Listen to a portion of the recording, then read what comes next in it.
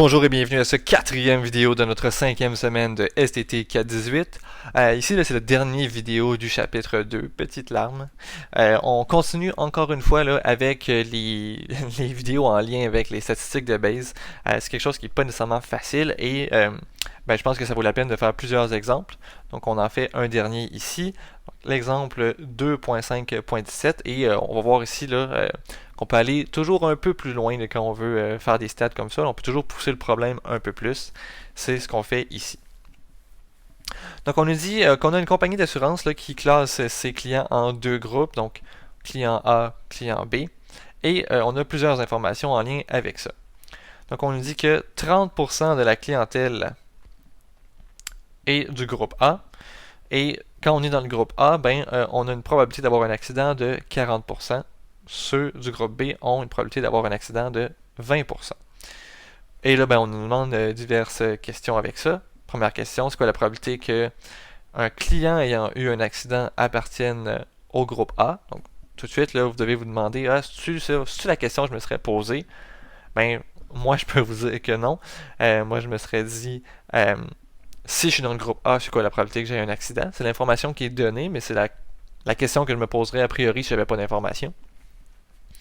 Donc, on risque d'utiliser des statistiques de Bayes non seulement parce qu'on est dans cette section-là, mais parce que ça me semble être contre-intuitif comme question. Et finalement, question B, c'est quoi la probabilité qu'un client ait un accident dans la deuxième année s'il en a eu un dans la première année? Donc évidemment, ici, on va commencer par se définir quelques événements. Donc, mon événement A ici, ça va être que la personne fait partie du groupe A. Donc, fait partie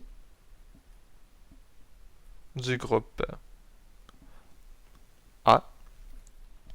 Donc, on va juste noter ici là, que dans mon événement A', là, ça serait un peu comme si c'était faire partie du groupe B finalement. Et autre événement que je vais mettre, donc ça va être l'événement accident I. Et donc ça, ça va vouloir dire avoir finalement un accident lors de l'année I. Donc soit lors de la première année, soit lors de la deuxième année. On va commencer par s'occuper de l'année 1 et on va encore une fois y aller avec un arbre de probabilité. Donc, on va dézoomer ça ici pour voir l'ensemble de notre page, être capable de bien travailler sur tout ça. On se met un point de départ là, qui est à peu près au milieu et on se dit, c'est quoi la première information à regarder ici? L'information qu'on a, c'est être dans un groupe de clientèle, puis après, selon le groupe de clientèle dans lequel on est, c'est quoi la probabilité d'avoir un accident. Donc, on va le faire dans cet ordre-là, nous aussi. Donc, on va avoir A et on va avoir finalement le B qui va être ici. Donc, faire partie du groupe A ou faire partie du groupe B. On se rappelle que mon groupe B, c'est mon groupe finalement A'. Donc, c'est quoi la probabilité de faire partie du groupe A? C'est ici le 30% qui nous est donné juste là. Donc, on a ici un 0.3. Ça veut dire par complémentarité que de l'autre côté, j'ai 0.7. On se rappelle, là, les sommes sur des branches qui partent du même nœud, la somme des probabilités doit toujours être 1. Ensuite de ça, qu'est-ce qui est possible? Deux possibilités. Soit on a un accident, soit on n'a pas d'accident. Donc, c'est quoi la probabilité d'avoir un accident? Ici, on nous a dit que pour les gens dans le groupe A, c'est de 40%. Donc, ça ici, c'est 0.4. Et encore une fois, par complémentarité, de l'autre côté, j'ai 0.6. Quand on est dans le groupe B, on a le même genre d'information, d'avoir un accident et de ne pas avoir d'accident. Donc, on nous dit que dans le groupe B, eux, ils ont une probabilité de 20% d'avoir un accident. Donc, si on a 0.2 et par complémentarité, on a 0.8. Donc, on peut avoir notre colonne accident 1 et pas d'accident lors de la première année.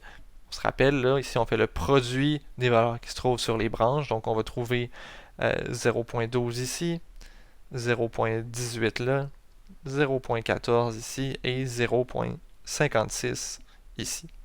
Globalement, ça nous permet d'aller calculer la probabilité d'avoir un accident lors de la première année, on prend la somme des valeurs qui sont ici. Donc ça me donne 0.26. Et de l'autre côté, on a la probabilité de ne pas avoir d'accident la première année. Donc c'est la somme des valeurs qui sont ici. Ça ici, c'est 0.74. Et encore une fois, ces deux valeurs-là, la somme doit me donner 1. Ce qui est le cas ici. Et donc, on peut répondre là, ici à la question A.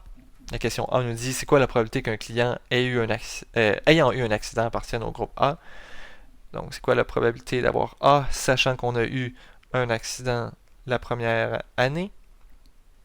Donc, ça ici, c'est la probabilité de l'intersection, A intersection accident 1, sur la probabilité d'avoir un accident lors de la première année. Donc, A intersection accident 1, donc on se situe dans A, dans accident 1, donc c'est la valeur qui est ici. 0.12 divisé par la probabilité d'avoir un accident la première année, donc ici 0.26. Donc ça, ça me donne là, une probabilité de à peu près 0.4615. Donc à peu près un peu plus que 46%. Question B, on veut savoir la probabilité qu'un client ait un accident dans la deuxième année s'il y en a eu un pendant la première année. Donc comment est-ce qu'on va faire ça? Finalement, là, on va être obligé de se refaire un nouvel arbre. Et ce qu'on pourrait faire, en fait, là, c'est qu'on pourrait copier cette première section d'arbre ici. Venir coller ça de l'autre côté ici. Donc, je vais peut-être le rapetisser comme ça. Et on va devoir venir s'ajouter une nouvelle colonne d'information qui va être savoir est-ce qu'on a eu un accident la deuxième année ou pas. Donc, qu'est-ce qu'on a à faire ici? Je vais rajouter en noir notre nouvelle information.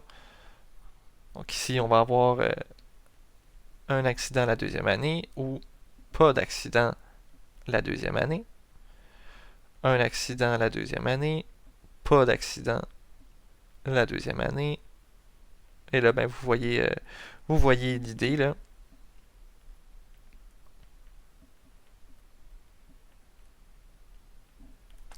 Et il va falloir aller rajouter les probabilités là-dessus. Donc, si je veux savoir c'est quoi la probabilité d'avoir un accident la deuxième année quand je suis dans le groupe A, ça va être exactement la même valeur qu'on avait tantôt. Là. Ça ici, c'est encore 0.4.